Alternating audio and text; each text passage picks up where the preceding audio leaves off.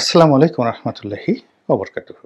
সম্মানিত দর্শক, আমাদের মহান মুক্তিযুদ্ধ এবং ১৯৭১ সনের যে অগ্নিঝরা ইতিহাস, সেটি নিয়ে এই মুহূর্তে বাংলাদেশে যে ছলচাতুরি চলছে এবং সেই ইতিহাস বিকৃতির যে মহোৎসব চলছে, এটি আমাদের পুরো জাতিসত্তাকে এবং পুরো জাতিসত্তার ইতিহাস এবং ঐতিহ্যকে ক্রমশ ধ্বংসের দিকে নিয়ে যাচ্ছে।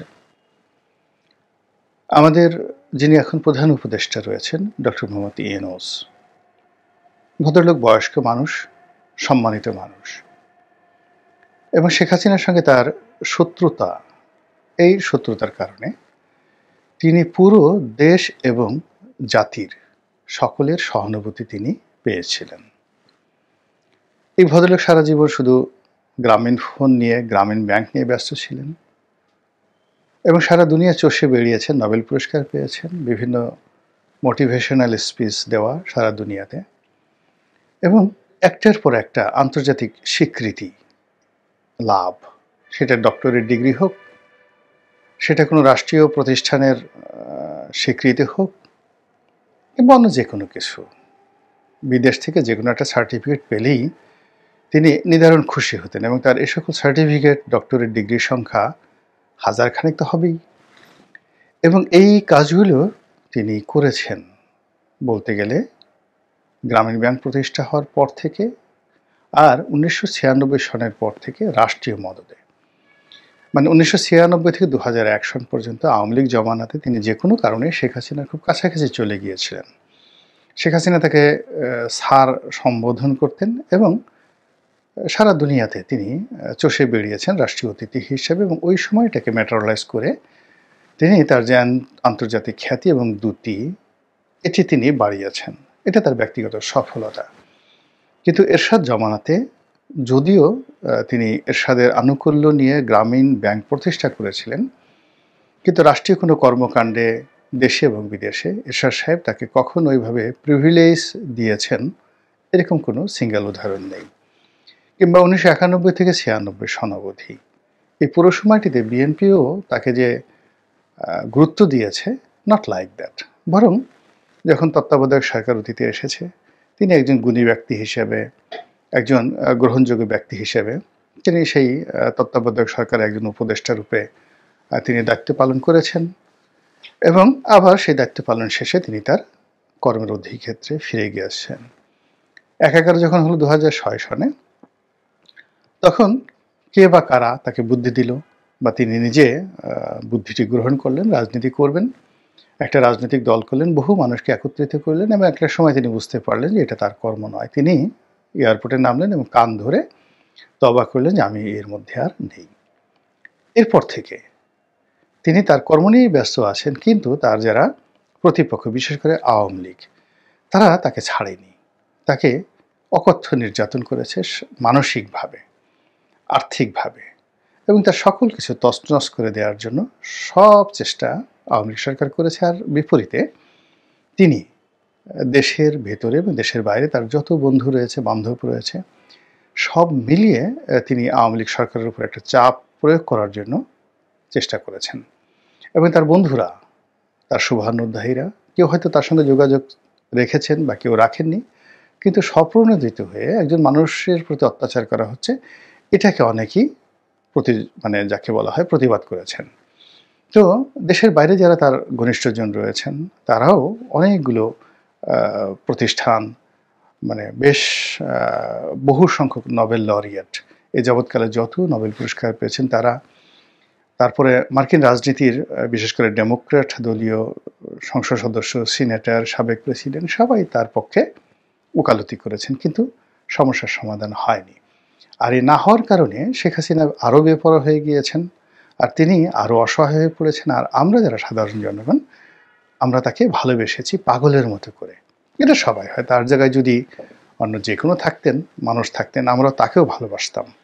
মানুষ সবসময় অত্যাচারিতের পক্ষে। তো সেই মানুষটি এখন রাষ্ট্র ক্ষমতায় আছেন, এবং রাষ্ট্র ক্ষমতায় আসার পর আমরা দেখলাম যে তার সব আছে, শিক্ষা আছে, দীক্ষা আছে, জ্ঞান আছে, গরিমা আছে, এবং মাশাআল্লাহ শরীর স্বাস্থ্যও ভালো আছে। কিন্তু যেটি নেই সেটি হলো কঠোরতা, রাষ্ট্র পরিচালনার জন্য যে কঠোরতা সেটা নেই। দ্বিতীয়ত কমান্ডিং ভয়েস, মানে তিনি একটা গ্রামীণ ব্যাংক প্রতিষ্ঠা করেছেন এবং অবস্থা দৃষ্টি এখন মনে হচ্ছে যে তিনি একটা গ্রামীণ ব্যাংকে টিম ওয়ার্ক পেয়েছিলেন। সেই টিম ওয়ার্কের মাধ্যমে তিনি অ্যাডমিনিস্ট্রেটিভ কাজগুলো চালাতেন। তিনি মূলত অ্যাডমিনিস্ট্রেশন দেখেননি, এটা এখন তার কথাবার্তায় আচরণে স্পষ্ট। তো তিনি শুধুমাত্র প্রচার, মোটিভেশন, দৌড়দৌড়ি করা, ছুটোছুটি করা, এই কাজগুলো তিনি করেছেন। অ্যাডমিনিস্ট্রেশনের বিষয়গুলো গভীরভাবে তিনি দেখেননি, গ্রামীণ ফোনেও দেখেননি, গ্রামীণ ব্যাংকেও দেখেননি। তো ফলে কি হলো, এই এখন রাষ্ট্র পরিচালনা করতে গিয়ে তার যে কমান্ডিং ভয়েস দরকার সেটি হচ্ছে না। তৃতীয়ত হলো তার রাজনৈতিক হয়তো জ্ঞান আছে, বুদ্ধি আছে, কিন্তু রাজনৈতিক কৌশল তিনি একেবারেই অপটু, একেবারেই অপটু। এর ফলে কি হলো, তিনি হুটহাট করে অনেক কথা বলছেন, যেখানে হাসার দরকার নেই সেখানে হাসছেন, যেখানে কান্নার প্রয়োজন নেই সেখানে কান্না করার চেষ্টা করছেন। তো এই কাজগুলো করার কারণে কি হলো, তার একটা বিসাদৃশ্যতা তৈরি হয়ে গেছে।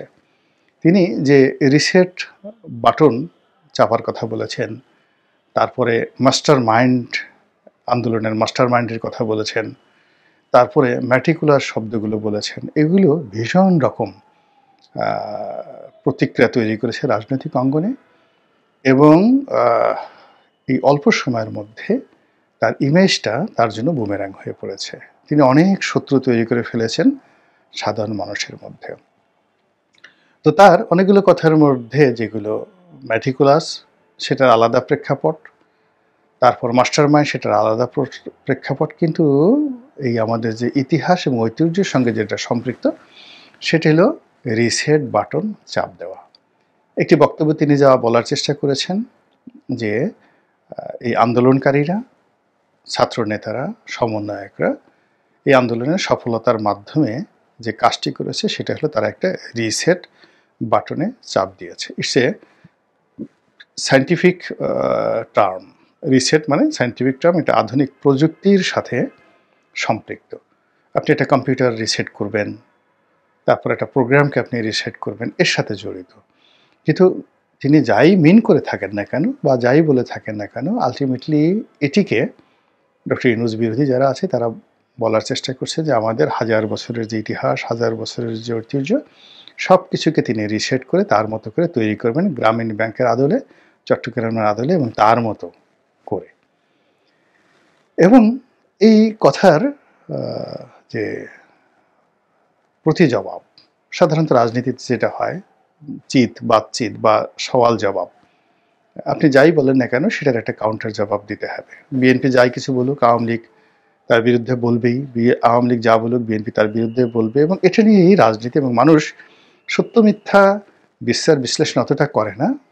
আওয়ামী লীগ যারা করে আওয়ামী লীগই করে, শেখ হাসিনা যত খারাপ হোক, আপনি এই শেখ হাসিনার যে বাংলাদেশের যে শেখ হাসিনা পন্থী লোকজন আছে তাদেরকে কোনো অবস্থাতেই শত জুলুম নির্যাতন করে শেখ হাসিনার বিরুদ্ধে নিতে পারবেন না, এটাই হলো নিয়ম।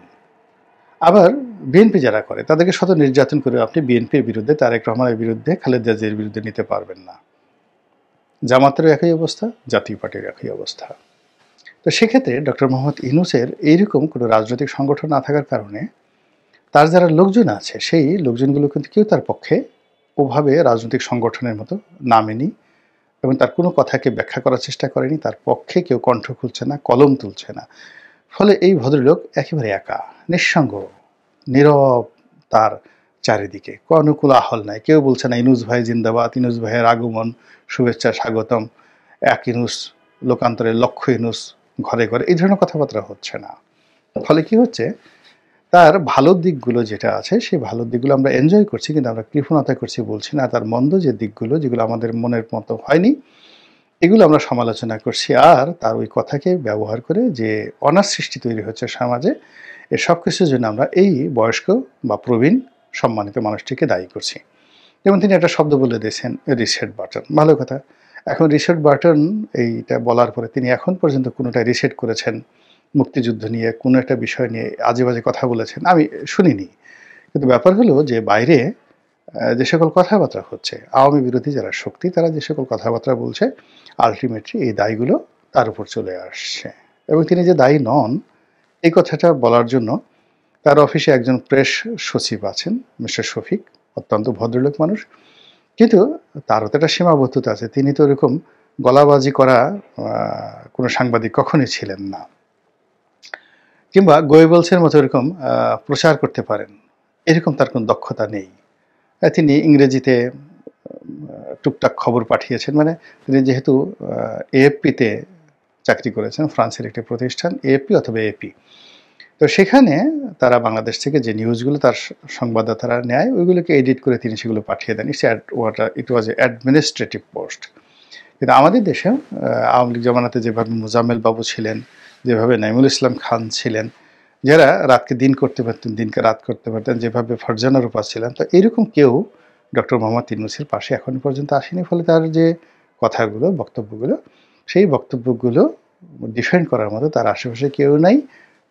আর অন্যদিকে যেটা হচ্ছে, তার যে কোনো একটা বক্তব্যকে পুঁজি করে আওয়ামী বিরোধী যারা শক্তি তারা অনেক কিছু করার চেষ্টা করেছে, এবং তারই ধারাবাহিকতায় 1971 সনের মহান মুক্তিযুদ্ধ নিয়ে খুবই আপত্তিকর, খুবই বাজে অনেকগুলো শব্দ, অনেকগুলো বক্তব্য ইতিমধ্যে আমাদের সমাজে অনেক ছোট মুখে অনেক বড় বড় কথা চলে আসছে, যেটি এই দেশকে অনিশ্চয়তার দিকে নিয়ে যাবে, হানাহানি, মারামারি, কাটাকাটির দিকে নিয়ে যাবে। এমনকি সামাজিক বিশৃঙ্খলা যদি গৃহযুদ্ধের দিকে যায় তাহলে অস্বাভাবিক কিছু নেই। এর কারণ হলো বাঙালি কোনো অবস্থাতেই আমাদের যে মহান মুক্তিযুদ্ধ, এই মুক্তিযুদ্ধের সঙ্গে কোনো কিছুর আপোষ তারা করতে চায় না।